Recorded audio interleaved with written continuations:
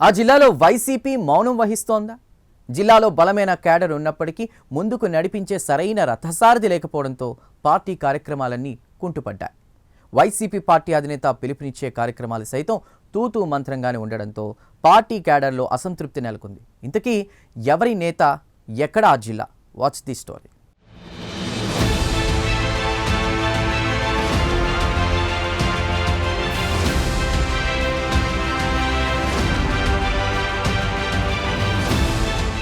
2024 సంవత్సరం ఎన్నికల ముందర వరకు వైఎస్ఆర్ కాంగ్రెస్ పార్టీకి పశ్చిమ గోదావరి జిల్లాలో ఫ్యాను గాలికి తిరుగులేకుండా పోయింది. 2019 సంవత్సరం శాసనసభ ఎన్నికలలో జిల్లాలో పాలకొల్లు తప్ప మిగిలిన 6 నియోజకవర్గాల్లో ఆ పార్టీ ఎమ్మెల్యేలే విజయం సాధించారు. పైగా నరసాపురం పార్లమెంటు ఎంపీ కూడా వైసీపీ గెలవడంతో జిల్లాలో ఆయా నియోజకవర్గాల్లో వైసీపీ పార్టీ క్యాడర్ బలంగా కనిపించేది. అయితే 2024 ఎన్నికలలో టీడీపీ, జనసేన, బీజేపీ ఈ 3 పార్టీలు కలిసి ఎన్డీఏ కూటమిగా ఏర్పడి పోటీ చేసింది.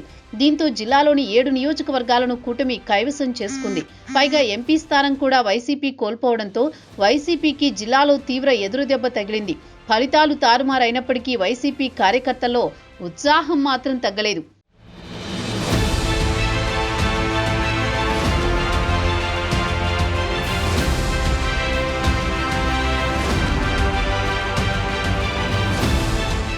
రెండు 2024 ఎన్నికలు వైఎస్ఆర్ కాంగ్రెస్ పార్టీ ఓటమి చెందినప్పటికీ కార్యకర్తల్లో స్పీడు మాత్రం తగ్గలేదు. ఈ తరుణంలో పార్టీ అధినేత మాజీ ముఖ్యమంత్రి వైఎస్ జగన్ పశ్చిమ గోదావరి జిల్లా పగ్గాలు మాజీ ప్రభుత్వ విప్ నరసాపురం మాజీ ఎమ్మెల్యే ముదునూరి ప్రసాదరాజుకు అప్పగించారు.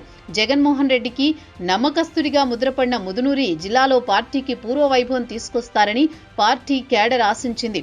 అయితే గత ఏడాదిగా ముదునూరి జిల్లాలో పర్యటించిన దాఖలాలు పెద్దగా లేవు. ఆ పార్టీ అధినేత పిలుపునిచ్చిన 2-3 కార్యక్రమాల్లో మాత్రమే ఆయన దర్శనమిచ్చారే తప్ప జిల్లాలో పార్టీ అధ్యక్షుని హోదాలో పర్యటించిన దాఖలాలు లేవు. పైగా పార్టీ బలహీనంగా ఉన్న నియోజకవర్గాల్లో తిరిగి పార్టీని బలోపేతానికి ఆయన తీసుకున్న చర్యలు కూడా లేవని ఆ పార్టీ నేతలే బహిరంగంగా విమర్శిస్తున్నారు.